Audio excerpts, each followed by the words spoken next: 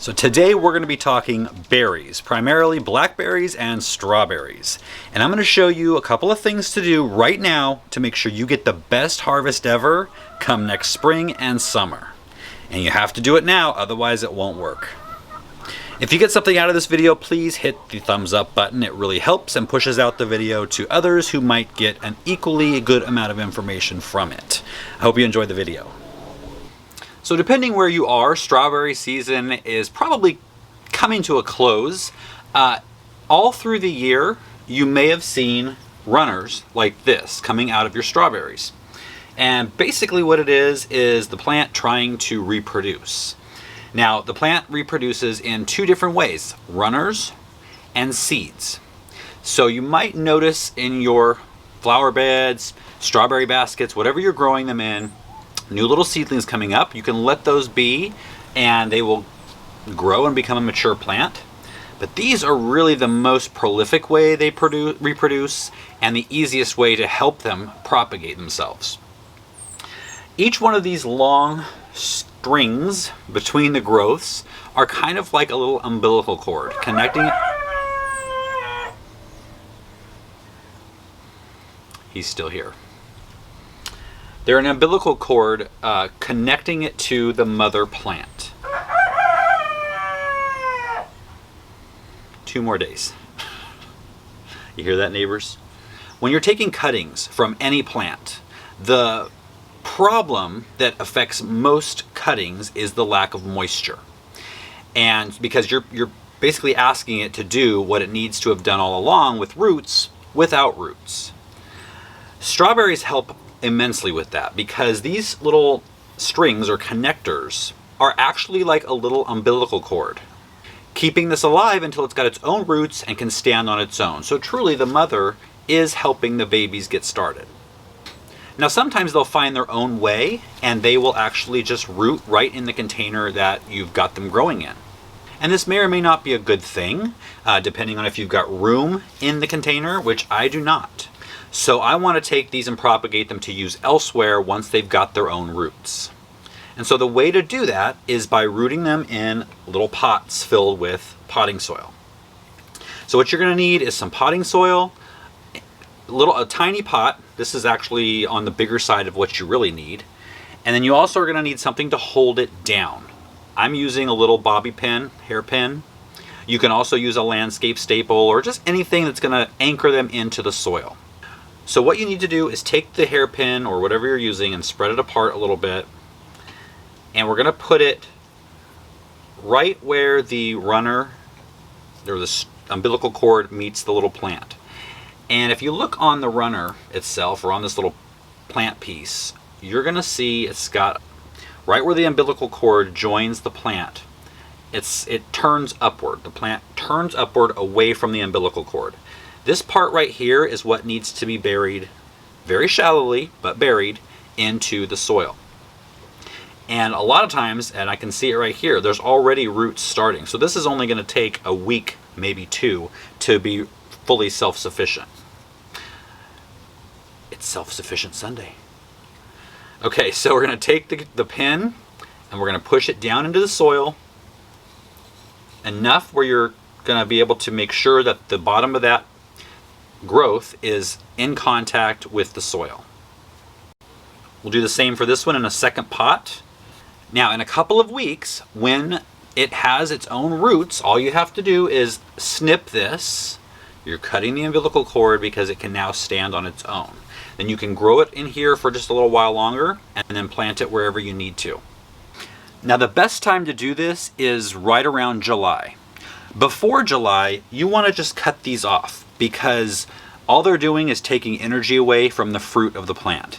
But once the season starts to end around July, early August, it's best to just let these grow and propagate all the plants you want because the fruit's on its way out anyway. So in the spring, I had a video on pruning cane blackberries. And I mentioned that I had done it wrong, or actually just not done it, for the last couple of years. And so that really did diminish my harvest this year. Blackberries need to be pruned twice a year. Once in summer, once in spring.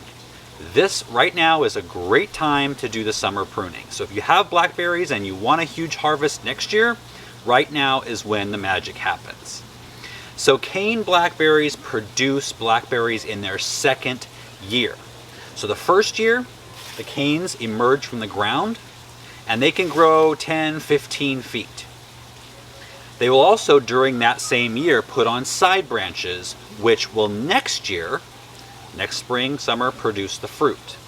And so you want to make sure you have as many side branches as possible. And then at the end of the fruiting, those canes are cut all the way back to the ground, and then this year's canes will become next year's fruit. It might not make sense right now, but when I get into it, if you're a visual learner like I am, it'll make total sense. So what you're gonna need are some blackberry bushes or vines, some gloves, because they are thorny. Unless you have thornless, then you can skip the gloves if you want to, and some clippers. So the first thing we have to do is differentiate between this year's growth and last year's growth. And we want to get rid of last year's growth. So last year's growth, a couple of things that you'll notice is they're going to be they're not as vibrant as this year's growth. You're probably going to see side branches. You're going to see where the berries were and the flowers were. Now the new growth is going to be super long, and before we put the decomposed granite in, all the new growth was laying down here. The old growth was up in the trellis. So I had to move that to put the granite in. But anyway, these were all laying out here like this. So you're going to know this is the new growth. It's pretty easy to tell the difference. And so what we're going to do is preserve the new growth. We want that. Everything that's up here in the trellis, we're going to get rid of. And we're going to cut it all the way down to the ground. So going with the thought that they're all in the trellis, however, you know, one new growth might have somehow escaped in there, and we want to make sure we don't cut off the new growth. So I'm just going to start at the top. Anything that looks like this is obviously last year's growth. So I'm just going to cut it apart. Now see, this looks like a new cane that escaped into the trellis. So I'm going to kind of tuck it over here and get back to the ones that I see have the flowers and the spots where the berries were, and just start cutting those off. Once you do that, you'll start to see the framework of the old branches versus the new, and it'll make things easier.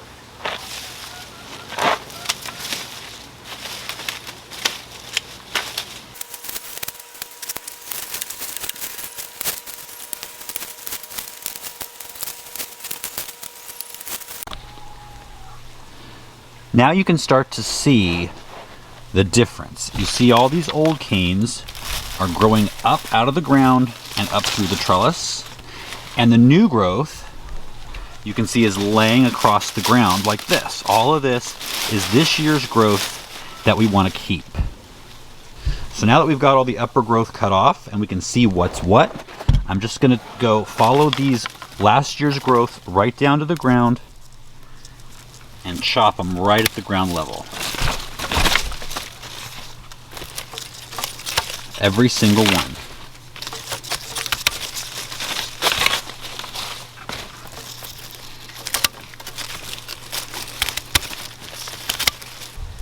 Now, I've got all of last year's growth cut away, and this is all this year's growth that we want to keep. And it's laying over, and it would look a lot more fresh, green, and vibrant if I hadn't had to manhandle it 2 weeks ago to get it out of the way to put the decomposed granite in. So yours might look better than this. But now what we're going to do is choose about 6 of the strongest looking canes down here at the base. If there's bent ones and broken ones, if there's little spindly ones, we're going to cut those off, and we're going to keep 6 of the strongest ones.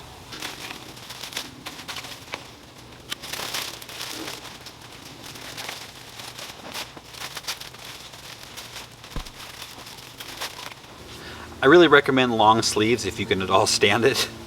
These are very prickly. So now I think I've got 5 really good strong canes. Now some of these are up to, I don't know, 6, 7, 8 feet tall. You really just want them to be about 6 feet tall, about the height of the trellis. And so what I'm going to do is just kind of measure these up against the trellis, and I'm going to cut them off at around 6 feet.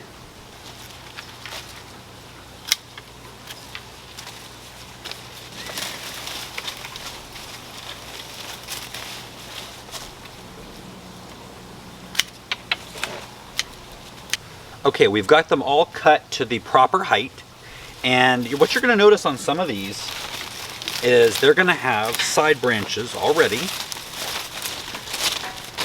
So right here, it's got 2 side branches. That's good, that's a head start.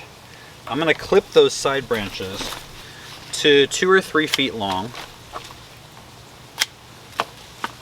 And then we're just going to either weave the branches through the trellis, or if you want to tie it on, you can do that as well.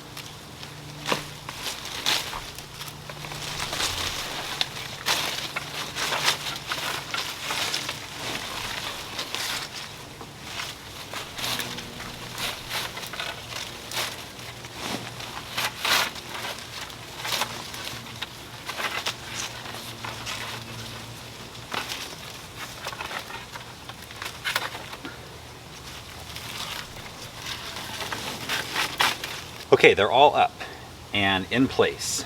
Now what we want to do is take off any dead or diseased leaves.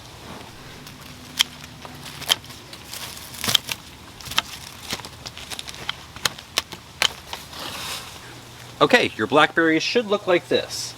Not the most beautiful sight in the world. But what's going to happen now for the rest of the summer and into the fall, it's going to put on new side branches. And we're going to prune those in the winter just to shorten them up a little bit, clean everything up, and I'll do another video on that when it's time.